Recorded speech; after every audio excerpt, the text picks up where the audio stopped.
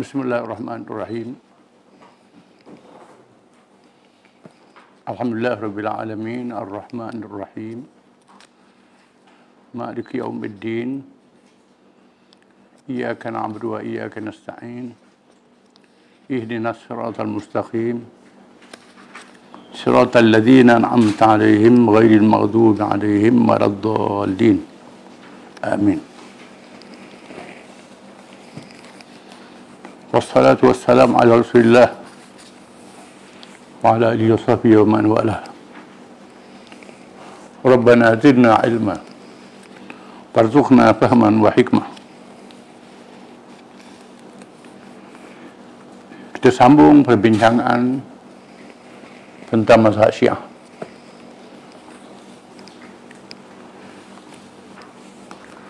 Apabila berlakunya tekanan sehingga ada yang berhijrah, tekanan terhadap keluarga Nabi SAW oleh kerajaan Amawiyah dan Abbasiyah,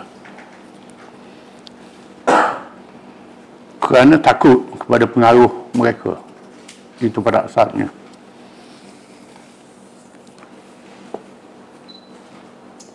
Menyebabkan ramai yang berhijrah menyelamatkan diri ke tempat yang jauh atau bersembunyi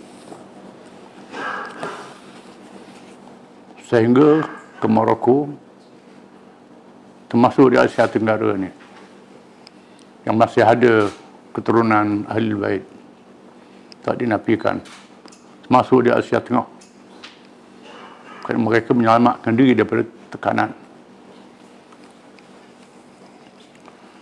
Ada pula yang jauh dari pusat pengajian para ulama di masjid-masjid dan bandar-bandar.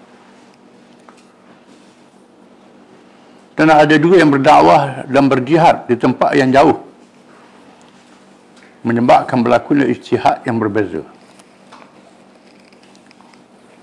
Pada awalnya dalam masalah fiqh pelantikan khalifah sahaja. Dalam mazhab Sunni adanya mazhab para sahabat seperti para khulafa Rasyidin di zamannya dan sahabat-sahabat yang ditugaskan pada masa dan daerahnya. Di zaman kemudian, ketika berlakunya pergolakan, para sahabat pula berada di daerah yang berlainan dan jauh perjalanannya. Maka ada kalangan ulama para sahabat seperti Al-Khulafa Ar-Rasyidun radhiyallahu anhum, sahabat-sahabat yang berjumlah beribu-ribu orang, berpindah ke seluruh pelosok dunia. Ada yang masih berada di Madinah seperti Zaid bin Thabit, Mukminin Aisyah radhiyallahu anha. Maka Abdullah bin Umar, Abdullah bin Az-Zubair dan lain radhiyallahu berada di Mekah. Abdullah bin Abbas radhiyallahu anhuma yang berada di Taif. Abdullah bin Amr radhiyallahu anhuma yang berada di Mesir. Sahabat yang berada di Yaman seperti Mu'adz bin Jabal dan lain-lain. Di Syam dan lain-lain berkhilaf dalam hukum far'u, hukum cabang. Begitu juga di kalangan ulama Ahlul Bait, kalangan keluarga Nabi. Ulama-ulamanya di kalangan generasi as-salaf, si Ibn Ja'far as-Sadiq radhiyallahu anhu. Dan berbeza pendapat dengan Imam Zaid bin Ali bin Zainal Abidin radhiyallahu anhuma. Khilaf ini berlaku dalam masalah cabang, masalah far'u di kalangan para sahabat kerana masyarakat yang berbeza, situasi yang berbeza, menyebabkan masalah far'u berbeza. Masalah rukun Islam sama, dasar-dasar Islam sama saja. Contohnya masalah sembahyang lima waktu sama, sembahyang lima waktu wajib. Sunni, Syiah sekarang ni sama, pada asalnya begitu. Termasuklah kalangan sahabat, belum ada mazhab 4 lagi. Sebenarnya mazhab bukan 4 saja dalam Islam ni. Mazhab para sahabat radhiyallahu anhum. Mazhab Abu Bakar As-Siddiq radhiyallahu an. Mazhab Sayyidina Umar radhiyallahu an. Mazhab Uthman bin Affan radhiyallahu an. Mazhab bin Ali bin Abi Talib radhiyallahu an. Mazhab Ibn Abbas, mazhab Ibn Mas'ud, mazhab Abdullah bin Umar, mazhab Anas bin Malik, Mu'ad bin Jabal. Ada mazhab, bukan mazhab 4 itu saja. Terdapat khilaf dalam masalah cabang. Contohnya masalah qunut. Nabi berqunut nazilah ketika berlakunya peristiwa Ar-Raji' dan Biru Ma'unah. Juga semayang.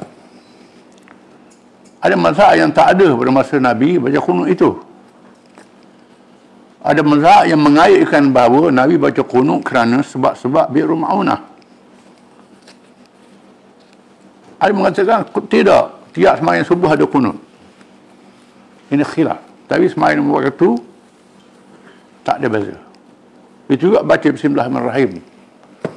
Adakah daripada Fatihah ataupun tidak? Ini khilaf. Khilaf kalangan ulama. Maka ada ulama mengatakan baca Quran. Ma tayassara minal Quran. Baca apa saja ayat Quran. Ada ulama begitu. Ini mazhab para sahabat. Termasuk dalam mengambil wudu. Contohnya khilaf dalam masalah bacaan. Fa'idha kuntum ila salata faghsilu wujuhakum wa aydiyakum ila al-marafiq wamsahu bi ru'usikum wa arjulakum ila al-ka'bain. Bila kamu nak semayang, hendaklah kamu basuh muka kamu, tangan hingga 2 siku, sapu kepada, wamsahu bi ru'usikum, dan sapu kepada, wa arjulakum, ada yang baca wa arjulakum, ada yang baca wa arjulikum. Yang baca wa arjulikum sapu kaki, tak basuh. Baca wa arjulakum basuh kaki. Ini khilaf dalam masalah sarung. Bukan sahaja di kalangan mazhab yang kemudian termasuk kalangan sahabat. Walaupun di sana ada hadis yang mendukung kaki kena basuh. Hadis wailul lil aqab, celaka dan neraka bagi mereka yang tak rata basuh kaki. Ada hadis itu. Hadis ini dipertikai. Ada ulama mengatakan ini hadis sahih. Ada kata ulama kata bukan hadis sahih. Dan ada ulama tak sampai hadis ni pada dia. Ini timbul kekeliruan dalam masalah cabang. Ini tidak menyebabkan rosaknya akidah. Mereka yang jahil tak tahu sejarah bertengkar dalam masalah ini. Para sahabat radhiyallahu anhum juga berkhilaf antara Ibn Abbas dengan Ibn Mas'ud dan sahabat-sahabat yang lain. Di mana khilaf ini kadang-kadang menjadi satu kelonggaran kepada Islam. Bila berlaku keadaan terdesak, maka pandangan-pandangan ini boleh kita pakai. Cuma mazhab ini tidak dibukukan. Masa itu tak ada lagi kertas. Tulis pada berulang, pada batang tamar, pada tulang, tak ada kertas. Mazhab Pak yang ada ni zaman sudah ada kertas, sudah mengarang kitab-kitab. Di sana ada mazhab sahabat, mazhab tabi'in, tabi'it tabi'in, tabi'it tabi'it tabi'it tabi'in. Ulama sudah berkembang ke seluruh pelosok dunia. Bukan sahaja di kalangan Sunni, termasuk kalangan Syiah. Berpecah pada Ithna Asyariyah kepada Zaidiyah dan berpecah lagi berpuluh-puluh mazhab. Ibadi begitu juga. Khawarij berpecah berpuluh mazhab. Banyak mazhab dia. Ini mesti kita tahu. Jangan kita letak satu bakul. Tidak boleh. Selepas zaman sahabat, ada pula zaman tabi'in yang terdiri dari madrasah para sahabat seperti Sa'id bin Musayyab, ataupun Al-Musayyib. Dia baca Musayyib, terkenaan dengan Musayyab. Ini tabi'in. Sayyid Musayyab ni duduk di Madinah. Dia dekat dengan ulama-ulama sahabat di Madinah. Al-Hasan Al-Basri duduk di Iraq. Ada mazhab dia. Iraq dengan Madinah berapa ribu kilometer. Masa itu bukan ada telefon, bukan ada handphone, bukan ada internet. Sa'id bin Jubair, ini ulama tabi'in. Urwah bin Az-Zubair, ini anak Zubair bin Awam, ulama juga. Anak saya orang Aisyah. Banyak riwayat Aisyah ditimul Urwah. Ini anak saudara dia, anak menakan dia. Qatadah Ibn Sirin, lain-lain. Ibn Sirin ada mazhab dia. Cuma Ibn Sirin ini lebih masyhur dalam ta'bir mimpi. Masalah fiqh tak berapa masyhur. Ta'bir mimpi memang handal Ibn Sirin ini. Masalah fiqh qaul dia dhaif. Di antara qaul dia dipakai oleh Syiah. Ni qaul dia. Antaranya ialah dia boleh jamak sembahyang masa sibuk. Duduk di rumah masa mukim dia jamak sembahyang. Ibn Sirin kata. Kerana Nabi pernah jamak dan khasah sembahyang, tidak ada hujan, tidak ada apa-apa sebab Nabi jamak dan khasah sembahyang. Ada ulama mengatakan pada masa berlakunya perang Khandaq. Ada keadaan darurat. Tapi Ibn Sirin berpendapat begitu. Dan pendapat Ibn Sirin disebut oleh Imam Nawawi dalam kitab Majmu' Syarah Mahzab. Rajak kitab Majmu' Syarah Mahzab, kitab Mazhab Syafi'i, ada pandangan Ibn Sirin. Dan orang Syiah pakai mazhab ini. Syiah ambil ini. Ini bukan masalah, kerana dia menganggap itu pandangan dia. Jadi kita tak bolehlah nak jamak di rumah dia. Jadi jamak di rumah ni terlalu tu sangat. Tapi dalam keadaan darurat, bagi orang sakit umpamanya, payah nak ambil wudu, sakit yang tenang, boleh pakai mazhab ini. Kerana ada ulama yang mengatakan begitu. Tapi mazhab Syafi'i tak boleh lah. Ini kita kena faham. Ini mutaakhir.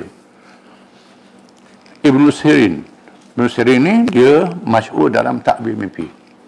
Dalam masalah hukum hakam dia tak masyhur. Tapi dia adalah ulama tabi'in. Riwayat dia adil. Bukhari, Muslim, Sunan Sittah. Ada riwayat hadis dia. Bukan calang-calang. Dan para ulama mazhab empat mazhab yang terkenal pula di zaman mutaakhir selepasnya. Dan banyak mazhab yang tidak terkenal dan menonjolnya ulama mujtahid dalam satu mazhab. Satu mazhab ada ulama pula yang mujtahid. Lain pendapat mazhab dia sendiri. Seperti Abu Yusuf dan Muhammad bin Hasan Asy-Syaibani dan lain-lain dalam mazhab Hanafi. Abu Yusuf ni ialah murid pada Abu Hanifah, murid Imam Hanafi. Muhammad bin Asy-Syaibani murid Imam Hanafi dan murid Imam Malik. Rakan Imam Syafi'i mengaji dengan Imam Malik. Dan Imam Syafi'i mengaji Muhammad bin Asy-Syaibani. Lebih tua pada Imam Syafi'i. Ada mazhab dia. Dia adalah mazhab Hanafi yang terkenal. Abu Yusuf ni terkenal di buku dia Al-Kharaj. Sistem keuangan Islam. Ditulis buku tentang keuangan Islam. Tentang zakat, tentang cukai, tentang hasil. Ditulis zaman Abbasiyah. Terkenal buku dia ni. Abu Yusuf. Muhammad bin Asy-Syaibani ada kitab dia. Ini ulama mujtahid. Al-Jassas dan Syahnun dan lain mazhab Maliki. Mazhab Maliki ada mujtahid dalam mazhab dia. Lain dari Imam Malik. Al-Jassas, Syahnun. An-Nawawi, Ibn Hajar, Imam Al-Haramain, Al-Juwaini. Dan lain-lain dalam mazhab Syafi'i. Mazhab Syafi'i ada ulama mujtahid mazhab Syafi'i. Lain dari mazhab Syafi'i. Nawawi, Imam Nawawi, Ibn Hajar. Ibn Hajar dulu, Ibn Hajar Al-Asqalani, Ibn Hajar Al-Haythami. Dua-dua ni mazhab Syafi'i. Imam Al-Haramain Al-Juwaini. Ini ulama mazhab Syafi'i. Ibn Taymiyah, Ibn Qayyim, Ibn Nujim dan lain-lain dalam mazhab Hanbali. Ini mujtahid dalam mazhab dia. Walaupun kita tengok pandangan dia pelik, pandangan dia luar biasa pada mazhab kita. Itu cerita lain, masalah faraq. Jangan kelahi. Kerana ulama mazhab ni tak kelahi sama mereka. Tak berpalah. Mereka berfikiran terbuka. Dan mereka alim. Kita yang tak alim ni ikutlah mana-mana mazhab jangan pilih mudah-mudah, tapi pilih yang kuat hujahnya. Mazhab Daud Az-Zahiri, ini mazhab rasian. Ini ahli sunnah. Luar mazhab 4. Daud Az-Zahiri. Dan Ibn Hazmin. Ini dua mazhab 4. Dua mazhab 4. Dan berkhilaf dalam masalah usul fiqh. Kerana sumber hukum Islam mengikut ilmu usul fiqh ialah mengikut jumhur ulama ialah kitab, iaitu Quran, sunnah, hadis Nabi SAW, ijma' dan qiyas. Ini mengikut pendapat kebanyakan ulama. Tetapi Ibn Hazmin dengan Daud Zahiri, Quran dan hadis saja. Quran dan hadis saja. Ini pandangan dia. Qiyas tak ada. Dengan hadis sumber hukum. Ijma' itu ijtihad. Boleh jadi lain pendapat. Ini dia adalah kalangan Sunni. Apa yang menarik semua mengaku dia Sunni. Ahli Sunnah wal Jamaah. Orang Syiah kata dia Ahli Sunnah wal Jamaah. Orang Khawarij kata dia Ahli Sunnah wal Jamaah. Mengaku Ahli Sunnah wal Jamaah. Ini satu hal. Satu bab pula mengaku. Kita akan bincang. Perbalahan dalam perkara khilafah, kepimpinan negara yang mencetuskan peperangan. Dan gugurnya para syuhada juga memberi kesan kepada kembangan ilmu Islam. Ada yang terlalu marah dan ta'assub sehingga tidak menerima riwayat dan ilmu pihak yang menentangnya. Sampai mereka mencipta hadis-hadis maudhu', hadis palsu. Dan fatwa yang salah dalam perkara akidah, syariah dan akhlak, ini sudah sesat. Ada. Sehingga mempengaruhi ilmunya. Namun ada kalangan para ulama yang berusaha menafikan riwayat yang sahih, menafikan dengan ada riwayat yang sahih, dhaif dan bohong sehingga ada yang menjadi sesat, salah dan sesat. Salah dan sesat. Ada. Tak dinafikan. Jadi ini masalah yang kita kena bincang. Ahli ilmu saja yang boleh bincang. Dia bermula dengan masalah pertelingkahan selepas wafatnya Sayyidina Osman, gugur syahid dalam fitnah berlakunya peperangan antara Sayyidina Ali dan Muawiyah yang kita baca minggu lepas. Ali sebagai ketua negara yang sah, yang dipilih menjadi ketua negara. Muawiyah, keluarga Sayyidina Osman, menuntut darah Sayyidina Osman kerana dibunuh dengan zalim. Ali kata tak boleh. Kalau dia bertindak akan jadi huru-hara negara. Kerana yang terlibat dengan pembunuhan ni orang yang berpengaruh, ketua-ketua kabilah. Ini jadi khawarij pada akhirnya. Memang betul, Sayyidina Ali isyad itu betul. Jadi khawarij. Kalau tak ditangani akan jadi huru-hara dunia Islam. Jangan kita menghadapi musuh yang mengepung dunia Islam pada masa itu. Sayyidina Ali menangguhkan hukuman. Muawiyah nak hukum juga. Kerana Sayyidina Osman dizalimi, maka berlaku. Tak dinafikan bahawa dalam bab ini Sayyidina Ali betul. Kerana Ammar bin Yasir berperang pada Sayyidina Ali. Muawiyah salah. Tapi dia tetap sahabat Nabi. Sahabat ada adik ipar Nabi SAW. Habibah, kakak dia berkahwin dengan Nabi SAW. Yang hukum dia keluar daripada Islam. Salah-salah. Ini kena. Tapi di sana, bila berlaku perbalahan ini menyebabkan hukum yang diberi oleh ulama yang menyokong tak diterima pihak ni. Hukum yang pihak ni bagi, yang ni ulama ni tak terima. Hadis ni tolak. Ini timbul masalah nikah muta'ah sebagai contoh. Nikah muta'ah di sisi ulama-ulama ahli sunnah wal jamaah dan ulama ibadhi khawarij dan ulama zaidiyah syiah mengatakan haram nikah muta'ah. Tetapi mazhab Isna Asyariyah menghalalkan nikah muta'ah. Nikah muta'ah ni ialah nikah kontrak. Dalam tempoh sekian masa, batal nikah itu. Pada awal Islam ada nikah muta'ah ni, tapi dinasahkan oleh Nabi SAW. Hadis yang menasahkan ini, Isna Asyariyah kata ini Sayyidina Umar yang pandai-pandai, bukan hadis Nabi. Tapi belah ni kata ini hadis Nabi. Zaidiyah Syiah juga mengatakan ini haram nikah muta'ah. Begitu juga dalam masalah nikah misyar. Misyar nikah tanpa beri nafkah, tanpa balik ke rumah. Lepas nikah tinggal. Ini berlaku. Lepas berkahwin tinggal. Tak ada hubungan keluarga. Mudah-mudah begitu saja. Ada ulama mengharamkan. Ada ulama kata halal. Ada ulama kata makruh. Nikah muhallil. Muhallil ni orang Melayu kata nikah Cina buta. Bila talak 3, maka dia tak boleh kahwin dengan suami yang pertama, kedua dia kahwin lain. Kadang-kadang dia pasang, cari orang lelaki beri upah, kahwin nak kahwin semula. Setelah talak 3. Nikah muhallil. Mazhab Syafi'i menghalalkan, mengharamkan nikah tu sah. Ambil upah tu haram. Ambil upah perempuan Cina buta ni haram. Nikah tu sah. Ini mazhab Syafi'i. Mazhab yang kata tidak sah nikahnya. Tidak sah nikahnya. Ini khilaf mazhab. Bukan saja yang pertama, termasuk muhallil, termasuk misyar. Ini yang kita kena faham. Kemudian kita pandai-pandailah. Memanglah. Yang kita tengok hujah dia tak kuat, jangan kita terima walaupun mazhab apa sekalipun.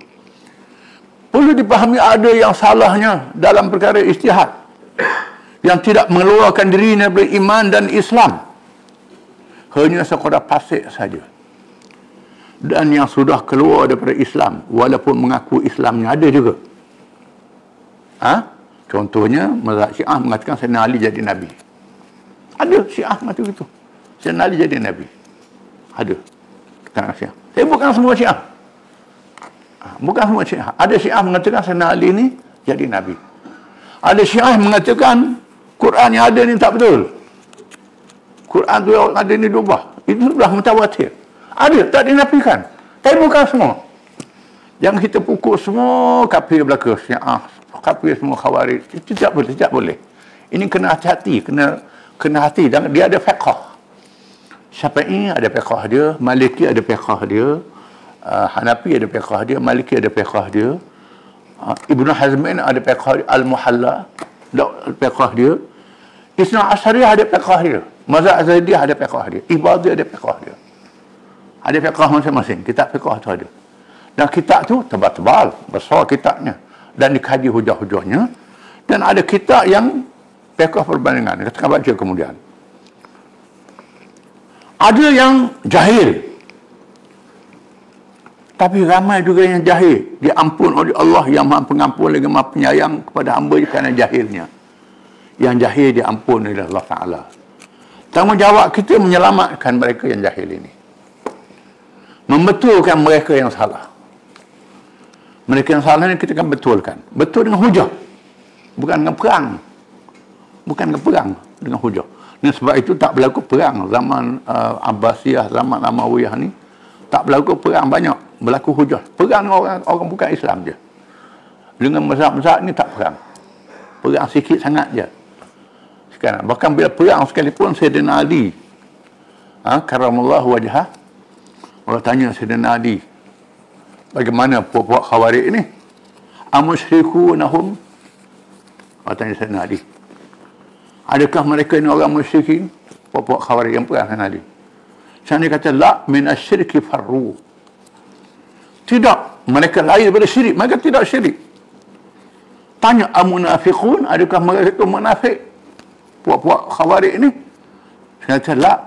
Li'anna al-munafiqin la yadhkuruna Allah illa qalila.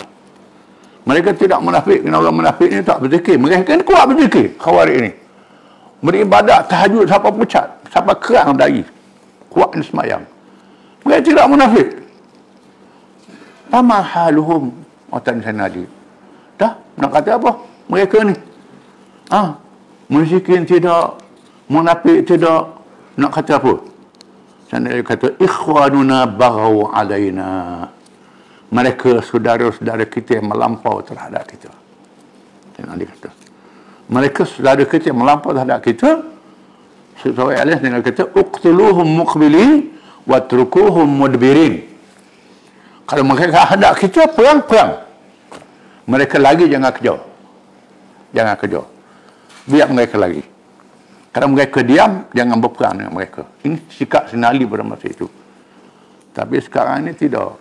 Orang putih bersenjata, kita berperang. Mereka bersenjata, kita berperang. Orang ni beri senjata berperang. Ini Sayyidina Ali, karamallahu wajhah. Sayyidina Ali ni yang alim, sahabat yang alim, khulafa Rasyidin. Yang diserang oleh Khawarij dan dibunuh oleh Khawarij. Bunuh Sayyidina Ali. Tapi Sayyidina Ali dia sabar. Sikap dia begitu. Tadi janganlah terlanjur sangat lebih pasal Sayyidina Ali lagi. Itu tidak boleh, jangan terlanjur.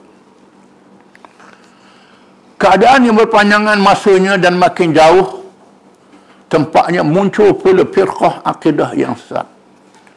Menyebabkan pengikut-pengikut yang cetek ilmunya berpecah pula dalam perkara akidah di luar generasi as-salaf dari ahli sunnah dan ahli bait. Salaf ni ada ahli sunnah dan ada ahli bait. Mereka adalah salaf. Ja'far as-Sadiq, An-Nafs az-Zakiyah, Musa al-Kazim. Ini ya ulama-ulama salaf yang kita kena faham. Imam Syafi'i itu masuk salaf. Maliki, Hanafi, Hanbali ini generasi abad yang pertama, yang kedua hingga yang ketiga hijrah. Dia anggap sebagai kaum salaf. Ini. Jangan yang kemudian pada itu berlaku.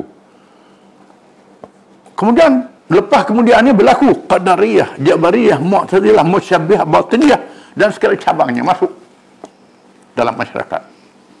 Bukan saja masyarakat Syiah, Khawarij yang jauh daripada ulama, termasuk mereka ahli sunnah. Contohnya Ayapin dia besuk. Ahli sunnah lah. Kan orang besuk ahli sunnah kan? Tapi Ayapin seorang je. Tak kata nak kata semua orang besuk ikut Ayapin belaka. Ni jangan. Jangan kita tersaja, tidak boleh. Itu silap. Akhirnya Syiah dan Khawarij juga berpecah mazhab-mazhab yang banyak. Ada yang sederhana dan ada yang melampau sehingga terkeluar dari golongan orang-orang Islam. Di antara mazhab-mazhab yang sederhana dan ditakrifkan ke dalam umat Islam juga ialah kalangan Syiah, ialah mazhab Az-Zaidiyah dan Al-Imamiyah. Ini ada kitab-kitab fiqh dia. Di kalangan Khawarij pula mazhab Ibadi. Mazhab Zaidiyah ni pengikut dia banyak di Yaman. Di Yaman banyak mazhab Zaidiyah. Termasuk di Nusantara. Di Malaysia, di Indonesia masih ada Zaidiyah. Kalangan Syed ni. Dia sebagian tu Zaidiyah tu. Cuma fiqh dia dekat dengan mazhab Syafi'i. Dekat mazhab Syafi'i. Dan Imamiyah ni ya di Iran, di Iraq, termasuk di selatan Lebanon, sedikit di Pakistan, di Asia Tengah. Mazhab Imamiyah. Ini dianggap sebagai orang Islam. Mereka pergi haji ke Mekah tiap-tiap tahun, ramai-ramai. Cumanya kadang-kadang mereka lain dengan kita. Sembahyang banyak selawat sangat. Banyak selawat. Kita tahiyat selawat, dia tiap masa ada selawat sembahyang dia. Itu cara dia lah. Dia anggap sebagai ahli Islam. Di kalangan Khawarij pula mazhab Ibadi. Ibadi ni di Oman. Di Oman, di Zanzibar. Pula. Zanzibar ni dekat dengan Tanzania. Zanzibar. Termasuklah di Morocco ada. Di Algeria masih ada pengikut Ibadi. Kalangan Amazigh Barbar. Mazhab Ibadi. Dan ada fiqh dia sendiri. Perlu dia sedari bahawa beberapa orang ulama Syiah, Imamiyah dan Ziyah dimasukkan riwayat dan pandangan mereka dalam kitab-kitab tafsir yang muktabar. Di sisi ahli sunnah wal jamaah seperti tafsir At-Tabari, Al-Qurtubi, Al-Alusi, Ibnu Katsir dan lain-lain. Memasukkan pandangan ulama-ulama yang muktabar daripada mazhab Imamiyah dan Zaidiyah. Ini kitab tafsir. Juga termasuk dalam kalangan mereka riwayatkan hadis-hadis oleh muhaddisin, ulama hadis ahli sunnah. Dalam Sunan Sittah. Ada ulama-ulama mereka. Ini Syiah dalam Sunan Sittah. Ada riwayat mereka.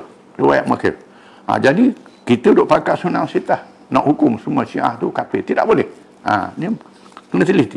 Dan dicatatkan ijtihad mereka dalam kitab akidah, fiqh dan tasawuf dalam masalah furu'. Masalah cabang. Ada pula kalangan ulama Syiah, ada yang mengarang syarah kitab Ahli Sunnah. Seperti As-San'ani di dalam mazhab Zaidiyah mengarang kitab Subulus Salam. Syarah Bulughul Maram yang dikarang oleh Ibnu Hajar Al-Asqalani ibn ulama Ahli Sunnah. Kita hadis Bulughul Maram kalangan Ibnu Hajar Al-Asqalani ahli sunnah. Syarah dia dikarang oleh As-San'ani, mazhab Zaidiyah. Orang Zaidiyah tolong syarah kita ahli sunnah. Jadi kita ni siapa bertumbuk macam mana ni? Sedangkan di sana kalau kita baca dalam Rasulullah Salam tu Ali alaihi salam, Ali alaihi salam. Hormat Ali macam Nabi alaihi salam. Bukan tak sebelum salam. Dalam tu ada pandangan mazhab Hanafi, Maliki, Syafi'i, Hambali, Al-Hadawiyah, macam-macam. Pandangan-pandangan ulama disebut dalam tu Al-Imamiyah. Pekah perbandingan disebut di kitab ini. Para mujaddid Jamaluddin Al-Afghani dan Muhammad Abduh, kemudian Asad Banna Ayatullah Al-Kashani dan Syekh Mahmud Saltut, Rektor Universiti Azhar, Syekhul Azhar, berusaha mewujudkan perbandingan umat ahli Islam berbagai mazhab di abad yang lalu. Kemudian diikuti penubuhan Majma' Al-Buhuth Al-Islamiyah, melakukan peranan besar bagi menyatukan umat dengan penubuhan Al-Shun Al-Islamiyah. Ditubuhkan tahun 1961 yang berpusat di Mesir. Dianggotai oleh kalangan ulama-ulama besar daripada seluruh dunia, khususnya Jamiatul Azhar. Telah mengumpulkan Mawsu'atul Fiqh Al-Islami, ensiklopedia fiqh. 20 jilid lebih kitab ini.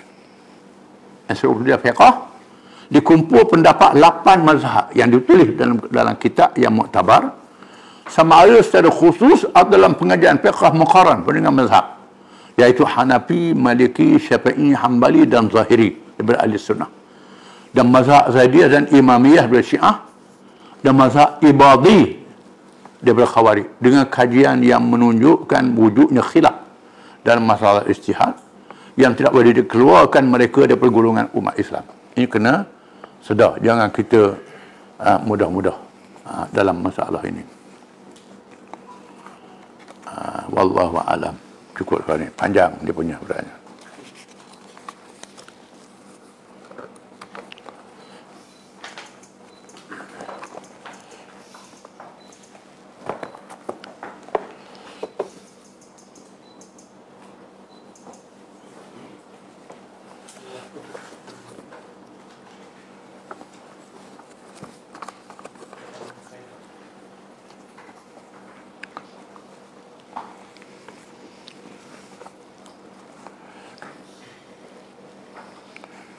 Bismillahirrahmanirrahim. Kita sambung kisah peperangan Khaybar yang berlaku di zaman Nabi SAW. Khaybar ni satu daerah di Arab Saudi, terletak di utara Madinah. Lebih kurang dalam 100 km lebih. Bandar yang berkota, berlaku tempatan orang Yahudi di situ selepas mereka dihalau dari Madinah, dan termasuk dalam peta Israel Agung. Rancangan Israel nak takluk negara Arab ni termasuk Khaybar, daripada Nil sehingga Furat. Nil ni di Mesir, Furat, Euphrates di Iraq. Itu dianggap negara dia. Daripada Laut Mediterranean sehingga Yambuk. Yambuk ni di utara Madinah, di selatan Madinah. Madinah termasuk wilayah yang Yahudi nak ambil tu, termasuk Khaybar, dia anggap negara dia. Itu tengah kita pandangan. Sebab ada ni kerajaan nak iktiraf negara Israel ni, padahal dia tak baca perkara macam ni. Bukan dia nak buat negara Israel saja, dia nak besarkan negara itu sekurang-kurangnya, termasuk Madinah, Yambuk, termasuk Khaybar ini. Dia masih ingat Khaybar ni ditawan oleh Islam. Khaybar mempunyai pertahanan yang teguh, mengandungi 2 bahagian. Salah satu daripadanya mempunyai 5 kota, iaitu kota Naim, kota As-Sa'bu bin Mu'ad, kota Az-Zubair, kota Ubay dan kota An-Nizar. Yang satu lagi mempunyai 3 kota, Al-Qamus, kota Al-Watih dan kota As-Salalim. Nama kota dia. Di samping itu terdapat kubu kecil. Kekuatan mereka yang utama terletak pada bahagian yang pertama. Ini benteng pertahanan. Quran pun sebut, orang Yahudi ni tak berani berperang melainkan di balik kota. Mereka sangat penakut sebenarnya. Mada tentera Islam memulakan serangan di kota Naim, iaitu kota yang paling kuat dan paling penting. Kota ini dikepalai oleh seorang pahlawan Yahudi bernama Murahib, yang boleh menandingi 1000 orang. Hebat. Pendekar Yahudi. Dia boleh lawan 1000 orang. Kehebatan dia. Apa ilmu dipakai tak tahu. Memang orang Yahudi ni terkenal dengan sihir, terkenal macam-macam.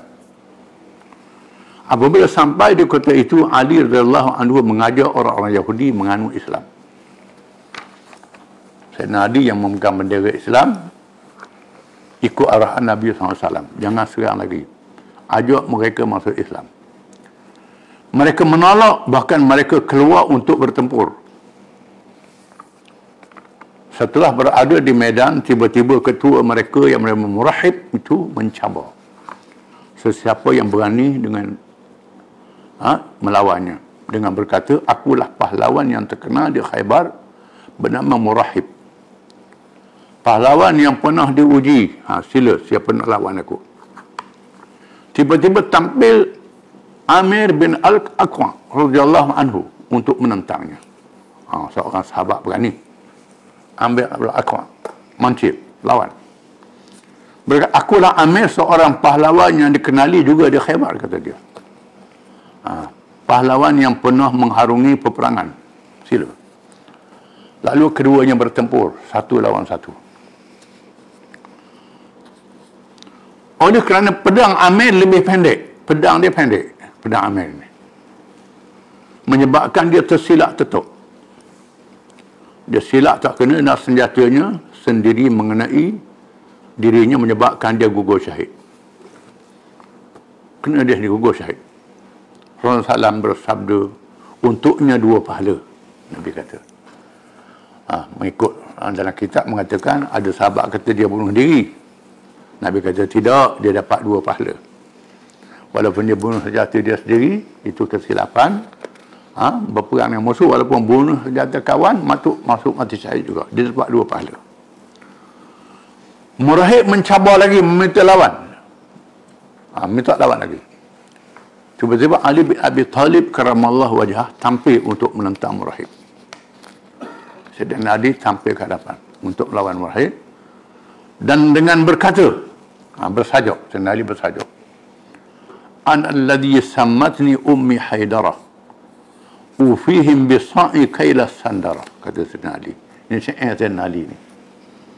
Maknanya, akulah orang yang digelar oleh ibuku nama singa.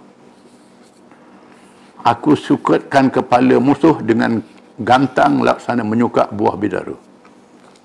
Aku nak sukat kepala-kepalamu macam sukat buah bidara, kata Sayyidina Ali. Hebat duanya syair ni. Lalu berlakulah perlawanan di antara Ali radhiyallahu anhu dan Murahib. Perlawanan yang hebat, yang dahsyat. Kiralah dia boleh lawan 1000 orang. Dan Ali dapat meletak kepala Murahib dan membunuhnya. Sayyidina Ali menang. Membunuh Murahib. Sayyidina Ali dengan pertolongan Allah Ta'ala. Bukan makan kayu atau kat Ali tau. Orang Melayu kata kayu atau kat Ali. Ini pengaruh Syiah dengan orang Melayu.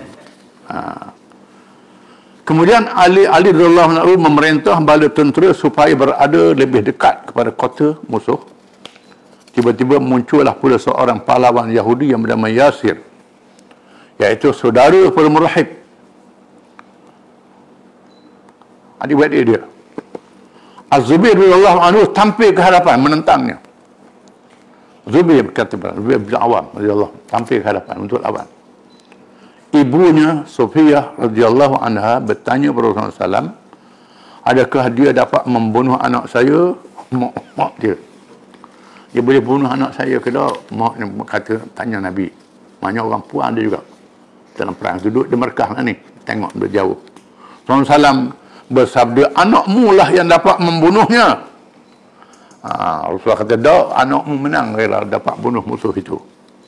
Sebenarnya berlaku seperti yang disabdakan oleh Nabi di mana Az-Zubair radhiyallahu anhu membunuh Yasir. Peperangan berlaku dengan sengitnya di keliling kota Naim.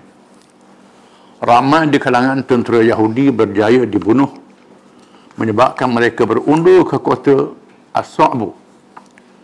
Maka pada tentera Islam menyerang kota itu. As-Sa'bu yang dipimpin oleh Al-Habab bin Al-Munzir Al-Ansari. Mereka mengepung selama 3 hari.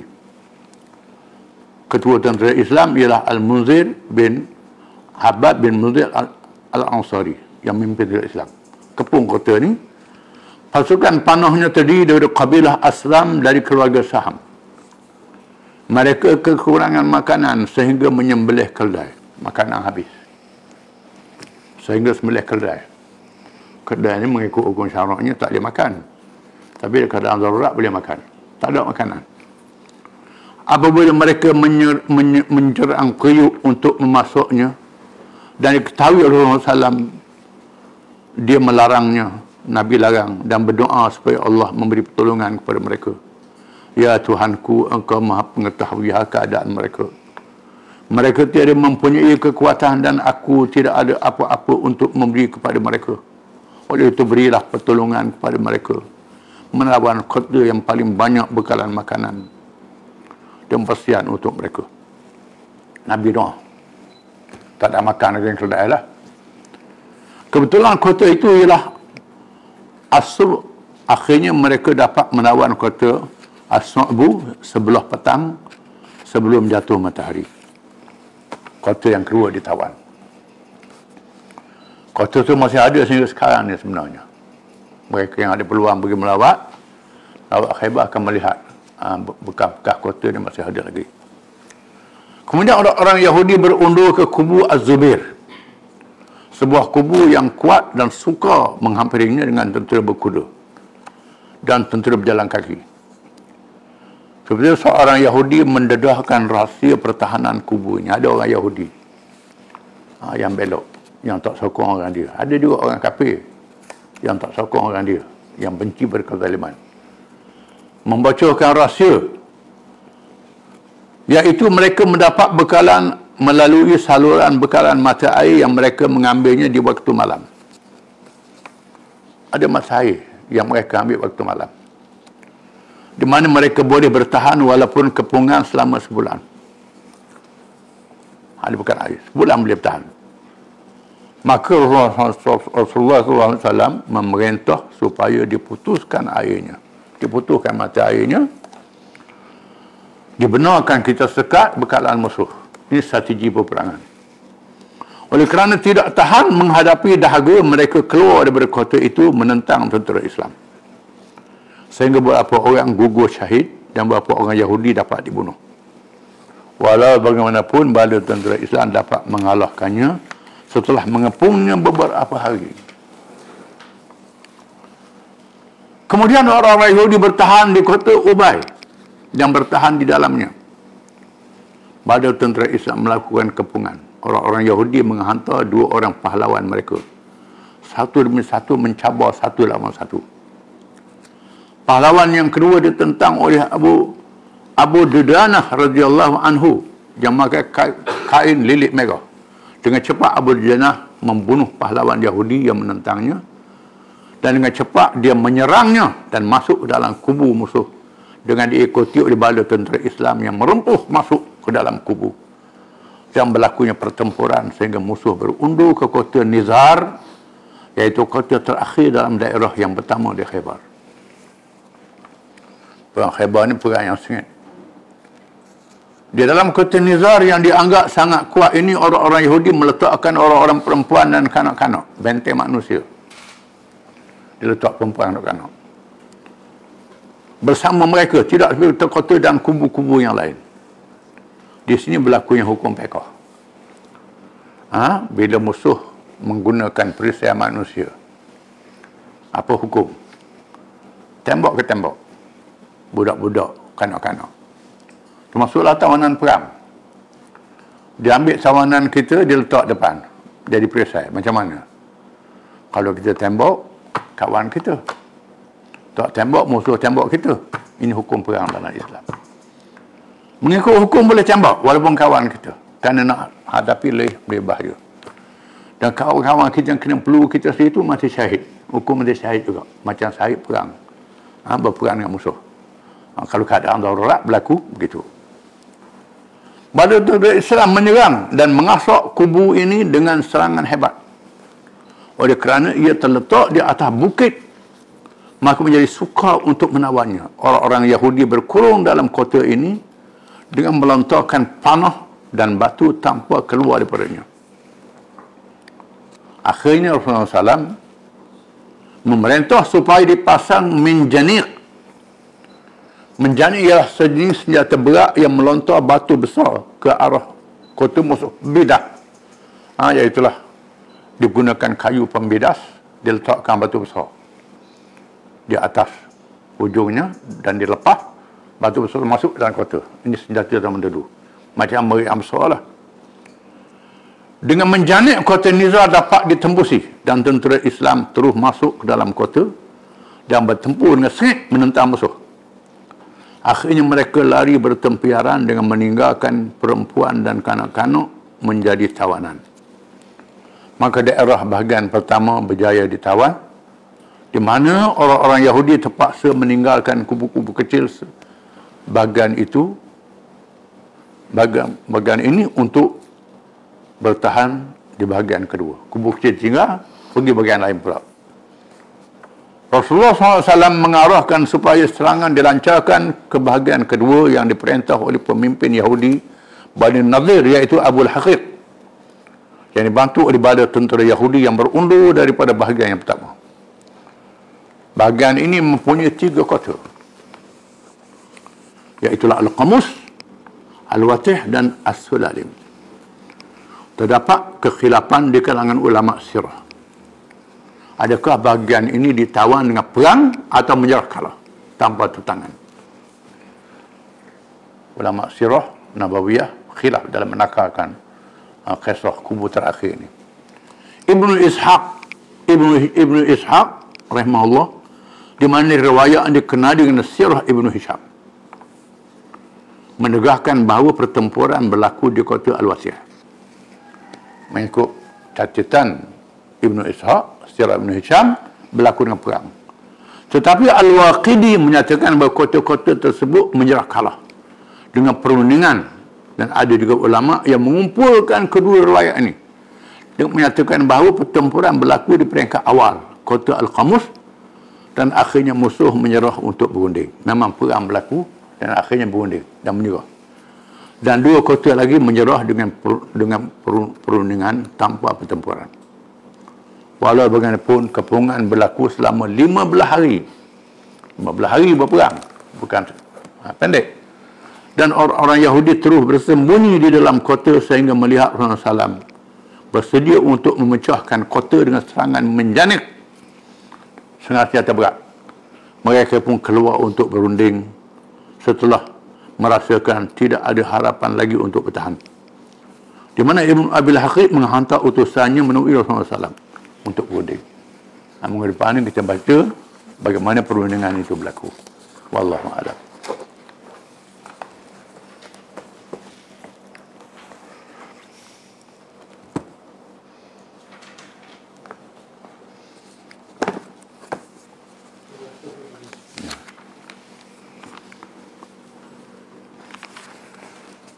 أعوذ بالله من الشيطان الرجيم للذين يؤلون من نسائهم تربص 4 أشهر فإن فاءوا فإن الله غفور رحيم وإن عزموا الطلاق فإن الله سميع عليم.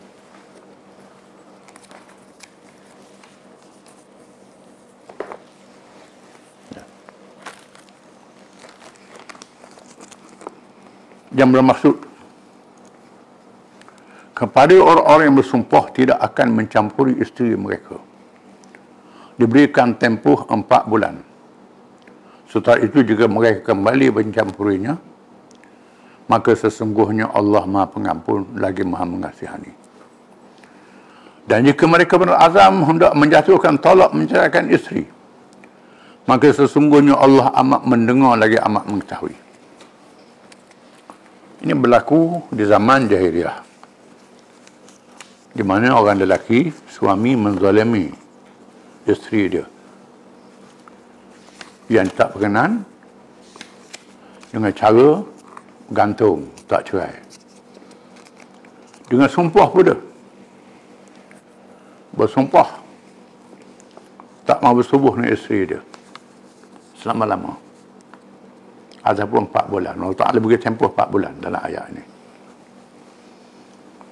Dan Islam telah membela kaum wanita dalam masalah ini, supaya orang lelaki tidak bertindak sewenang-wenang, termasuk dengan bersumpah. Setelah kita baca minggu yang lalu tentang ayat yang berkait dengan sumpah.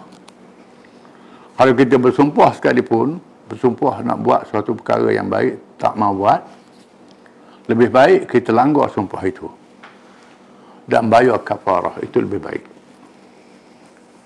Jangan kita gunakan sumpah untuk menghalang kita buat kebajikan.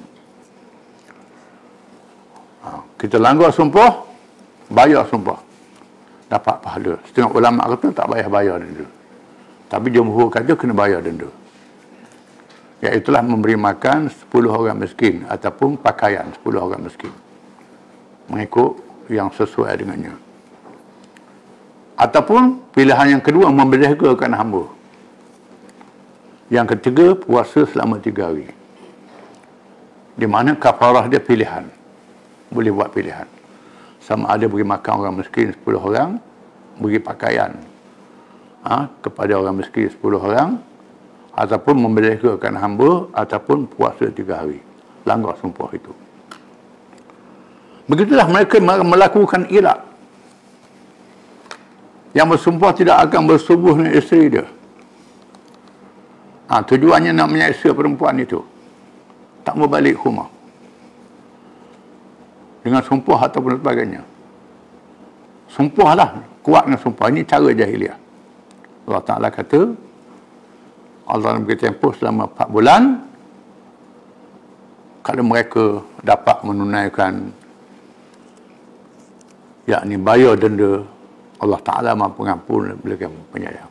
Di mana kerja ini berdosa sebenarnya. Berdosa, menzalimi isteri, berdosa. Bayar sumpah itu, bayar denda dan baik. Ataupun qadi membuat keputusan, ceraikan. Di mana hakim boleh buat keputusan, ceraikan isteri itu. Jangan biarkan dia begitu, gantung begitu. Wa in azamat talaqa fa innallaha sami'un alim. Maka jika mereka itu berazam untuk mentalakkan isterinya, sebenarnya dia nak cerai isteri dia, tapi dia buat begitu, ketahuilah Allah Ta'ala maha mendengar lagi maha mengetahui. Allah Ta'ala tahu kamu tak boleh sembunyi apa yang ada dalam hati kamu. Ini satu amaran yang keras daripada Allah Ta'ala terhadap mereka melakukan ilak untuk menggantung isteri dia dengan kerja yang begitu rupa. Menunjukkan Quran ni memberi pembelaan yang adil terhadap sesama manusia tanpa mengira lelaki dan perempuan. Ini disebut dengan nas Al-Quran Al-Karim dan dibahas dengan panjang oleh ulama dalam kitab-kitab fiqh. Wallahu a'lam.